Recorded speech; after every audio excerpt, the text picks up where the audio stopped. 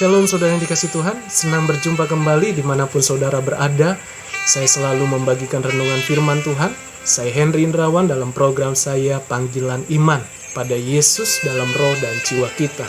Saya masih membahas seputar kitab Amsal pasal yang ketiga, saat ini ayat 21 sampai 26. Saya sudah menjelaskan di part 1, part 2 saatnya part yang ketiga. Mungkin saudara ada yang terlewat, belum mendengar dari awal. Mari buka YouTube ini Henry Indrawan supaya sama-sama kita diberkati Tuhan. Karena Tuhan selalu menyiapkan, menyediakan hikmatnya untuk setiap kita yang mengasihi Tuhan. Untuk menjelaskan atau mendengarkan renungan firman Tuhan, terlebih dahulu kita sama-sama berdoa. Haleluya. Bapa yang baik dalam surga, terima kasih. Tuhan Yesus, kami datang kembali kepadamu. Kami rendah hati untuk meminta hikmat-Mu, pemikiran, pewahyuan, agar setiap ayat demi ayat ada kuasa Tuhan bekerja atas kami.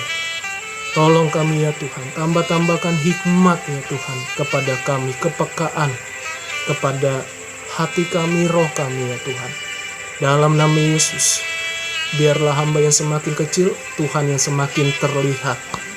Sehingga siapapun kami yang mendengarkan atau menyaksikan YouTube ini diberkati Tuhan, mengalami mujizat Tuhan, mengalami jalan keluar, dan kami diubahkan. Dalam nama Yesus, haleluya, amin. Mari saudara, kita buka kitab kita di dalam kitab Amsal pasal 3 ayat 21 sampai 26. Saya berikan tema yaitu berkat dari hikmat Tuhan. Hai anakku, janganlah pertimbangan dan kebijaksanaan itu menjauh dari matamu, peliharalah itu. Ayat 22, maka itu akan menjadi kehidupan bagi jiwamu dan perhiasan bagi lehermu. Ayat 23, maka engkau akan berjalan di jalanmu dengan aman dan kakimu tidak akan terantuk. 24, jikalau engkau berbaring, engkau tidak akan terkejut, tetapi engkau akan berbaring dan tidur nyenyak. Ayat 25, janganlah takut kepada kekejutan yang tiba-tiba atau kepada kebinasan orang fasik bila itu datang. Ayat 26, karena Tuhanlah, boleh garis bawahi, yang akan menjadi sandaranmu dan akan menghindarkan kakimu dari jerat. Puji Tuhan. Nah saudara, Amsal ini memiliki karakter tulisan atau dari Raja Salomo, yaitu berbicara tentang sastra. Mengapa? Sekalipun ayat ini atau Alkitab diilhamkan oleh Roh Allah, tapi punya karakteristik tulisan masing-masing penulis. Dan Daud ayahnya, gaya bahasanya itu menggunakan bahasa puisi. Makanya Mazmur selalu dilukiskan dengan puisi, dengan sebuah contoh atau gambaran. Tapi sifat tulisan dari Raja Salomo atau Amsal ini bersifat sastra khusus. Jadi di ayat 21 dikatakan janganlah menjauh dari pertimbangan. Maksudnya adalah setiap perencanaan atau solusi dan kebijaksanaan. Jadi pertimbangan, kebijaksanaan ini saling berkaitan, saling melengkapi. Apa yang dimaksud dengan kebijaksanaan? Yaitu sebuah nasihat dari orang lain. Pertama, nasihat kita dari Tuhan, karena keberhasilan kita takut akan Tuhan. Dan yang kedua dari orang lain. Jadi sebelum melakukan banyak hal, buatlah rencana terlebih dahulu. Memang rencana Tuhanlah yang jadi daripada rencana manusia. Tapi terlebih dahulu kita datang kepada rencana Tuhan, baru kita bisa tanya kepada banyak orang. Misalkan orang yang sudah ahlinya atau di bidangnya di situ, supaya apa? Mengantisipasi setiap kegagalan yang sangat fatal. Jadi saudara, itulah pertimbangan yang dimaksud, adalah solusi, adalah sebuah perencanaan terlebih dahulu sebelum melakukan tindakan. Itu yang Salomo lakukan. Karena apa? Dia diperlengkapi dengan Tauratnya, dengan firman-Nya. dengan perkataan Tuhan. Ayat 22 dikatakan menjadi kehidupan bagi jiwamu. Maksudnya adalah Raja Salomo mengalami supaya mengantisipasi segala depresi yang berat, stres yang berat, atau sampai terjadi putus asa. Karena dia seorang raja, tentu di antaranya pasti ada orang yang tulus, tapi ada orang yang tidak tulus atau orang yang jahat, atau orang-orang yang berusaha untuk mencari keuntungannya. Seperti kalau bahasa kita bahasakan adalah seorang penjilat atau cari muka, tapi niat atau modusnya jahat. Jadi Salomo harus benar-benar punya kepekaan. Itulah hikmat Tuhan. Dia harus memiliki kepekaan. Seorang raja penting di dalam kepekaan. Anak-anak Tuhan penting di dalam kepekaan. Dan perhiasan bagi lehermu. Ya, perhiasan ini melambangkan atau menggambarkan selalu dibawa-bawa, selalu terlihat dengan orang lain. Artinya perbuatan keberhasilannya dari Raja Salomo, setiap mengambil keputusan dapat diteladani oleh orang lain sebagai contoh, dan juga dapat disukai oleh banyak orang. Karena apa? Setiap tindakannya, setiap apa yang dia lakukan di kehidupan Raja Salomo dapat diteladani keberhasilannya, kesuksesannya. Untuk kita juga, mari sama-sama teladani, yaitu takut akan Tuhan. Ayat 23 tadi dijelaskan supaya kita aman berjalan di jalan yang Tuhan maksud atau yang kita sedang rencanakan.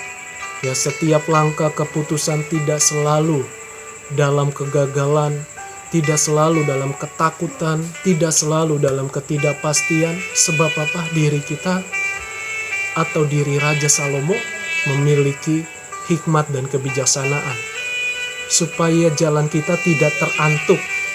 Maksudnya adalah supaya kita tidak menyalahkan keadaan selalu, keadaan terus-menerus, apalagi kita menyalahkan Tuhan. Saudara, Tuhan itu luar biasa. Hikmatnya memberikan kita jalan keluar, solusi kepada Salomo, kepada pribadi kita yang mengasihi Tuhan. Ayat 24 saya renungkan di ayat 24 ini, yaitu supaya dalam setiap apapun persoalan, keadaan yang dialami oleh Raja Salomo dapat, ya di sini dikatakan berbaring, artinya bisa beristirahat dengan baik, bisa beristirahat dengan santai, ya tidak terkejut atau panik atau penuh dengan kebimbangan. Tetapi setiap pergumulan atau perencanaan Raja Salomo, dia bisa beristirahat dengan baik.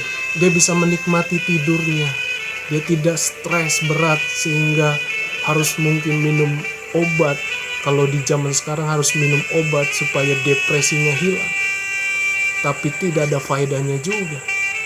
Tapi di sini ayat 24 dikatakan tetapi engkau akan berbaring dan tidur nyenyak. Ayat 25, janganlah takut kepada kekejutan yang tiba-tiba atau kepada kebinasan orang fasik.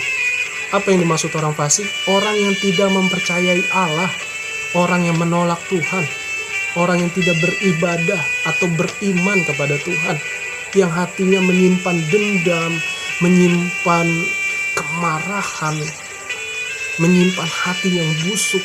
Itulah orang-orang fasik. Tetapi ayat 26, karena Tuhanlah yang akan menjadi sandaranmu, Tuhan yang membelamu, Tuhan yang akan melindungimu. Jadi jangan takut terhadap mereka yang secara pekerjaannya atau perilakunya jahat, ya, atau modus yang jahat. Jangan takut saudara, karena Tuhan memberikan kau kepekaan, pikiran, pewahyuan, hikmat itulah yang berjalan atas hidupmu, atas Raja Salomo, atas kita semua yang mengasihi Tuhan. Jadi saudara, mari minta terus kepekaan Tuhan, miliki hubungan pribadi dengan Tuhan. Ada 3 hal berkat dari hikmat Tuhan sesuai dengan perikop ini, ayat 21-26. Yang ke-1 adalah dengan hikmat Tuhan menuntun kita kepada keberhasilan dan kebahagiaan. Ya, sebab apa? Kita telah memiliki dasar, yaitu hikmat, kepekaan, kebijaksanaan. Jadi kita tidak gegabah, ya tidak sembarangan yang mendatangkan kerugian, ya kegagalan fatal yang terus-menerus. Memang kita bisa gagal, tapi mengantisipasi supaya tidak fatal kegagalan kita. Apa yang kita rancangkan, apa yang kita buat, minta kepekaan Tuhan, minta hikmat Tuhan, karena hikmat itulah yang menuntun kita. Jadi saudara, Tuhan memberikan kita cara, jalan keluar supaya kita bisa berhasil dan kita mengalami kebahagiaan di dalam Tuhan. Yang kedua, poin kedua adalah rencana orang benar adalah adil, tetapi orang fasik memperdaya. Tadi kita sudah diingatkan ayat 25, jangan takut kepada kekejutan yang tiba-tiba terhadap orang fasik. Ya, kebinasaan orang fasik. Mengapa? Karena mereka hanya tujuannya jahat. Mereka berusaha mencari keuntungan dari Raja Salomo. Tentu bangsa yang termasuk bangsa yang besar, dia memimpin, dia kaya akan segala harta, dan bendanya. Tentu pasti ada orang yang tidak jujur, ada orang yang diperhadapkan dengan cara menipu. Bisa jadi saudara, karena ini adalah kerajaan. Apa bedanya di zaman sekarang? Sama seperti Bapak Presiden Jokowi, ada yang tidak suka, ada yang suka, ada yang tulus, ada yang tidak tulus,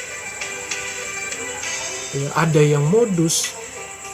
Jadi orang fasik itu memperdaya.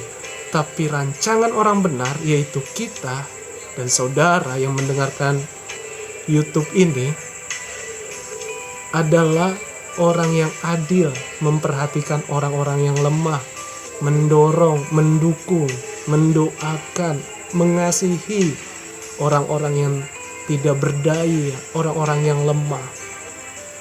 Dan yang poin ketiga, berkat dari hikmat Tuhan, yaitu berserah saja kepada Tuhan setiap waktu di kehidupanmu. Ya, Raja Salomo takut akan Tuhan. Ada waktunya selalu datang kepada Tuhan. Dia berserah sama Tuhan, baik dalam pemerintahannya dan juga baik dalam segala kejayaannya. Memang dia ada kelemahannya, memang dia ada dosa yang fatal. Tapi sisi baiknya, tentu banyak hal yang kita bisa pelajari, yaitu hikmat dan takut akan Tuhan. Dia taat, belajar dari hal-hal kecil, dia bertanggung jawab apa yang Tuhan percayakan sehingga Tuhan tambahkan lebih lagi. Jadi saudara, berserah saja. Berserah bukan artinya menyerah, tetapi biarlah keputusan Tuhan yang jadi. Bagian kita berserah penuh. Berserah penuh. Itu saja yang saya bagikan supaya kita mengalami berkat dari hikmat. Dan selamat, kita pasti diberkati Tuhan lewat renungan firman Tuhan ini. Dan itu saja, jangan lupa untuk selalu mendukung dengan like, komen, dan subscribe YouTube ini.